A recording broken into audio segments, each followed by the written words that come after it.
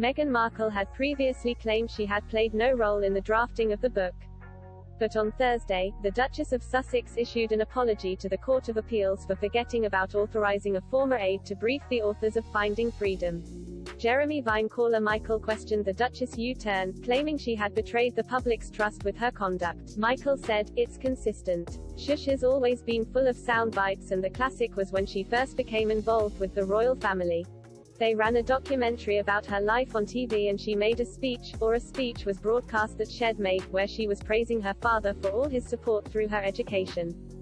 Later on, they showed another speech where she was at some women's organization, and therefore suited not to include her father, where she airbrushed the father out claiming she had to work to finance her education, which was a contradiction."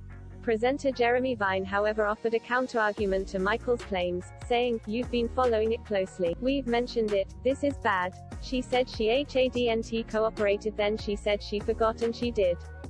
However, there are defenders of Meghan who say this is all motivated by people who don't like Americans, don't like people of color, don't like people who come from another country and marry into the royal family. What do you say to that? But citing Vine panelists Christo Foufas, Michael renewed his claims, "They're blind." Christo was saying, "By and large, the media initially were favorable and supportive of her.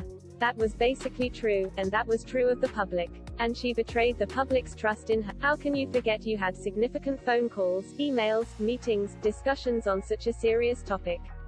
Following the publication of Finding Freedom, Meghan Markle and Prince Harry distanced themselves from the biography, claiming they had played no part in the writing process. However, the Sussexes' former communications secretary Jason Naff contradicted the claim in a bombshell statement to the Court of Appeals. Mr. Naff, who is now working as chief executive of Prince William and Kate, the Duchess of Cambridge's charitable foundation, said the authors of the books had been briefed at Harry and Meghan's request. He also claimed he had had several conversations with both Omid Scobie and Caroline Durand during the drafting process.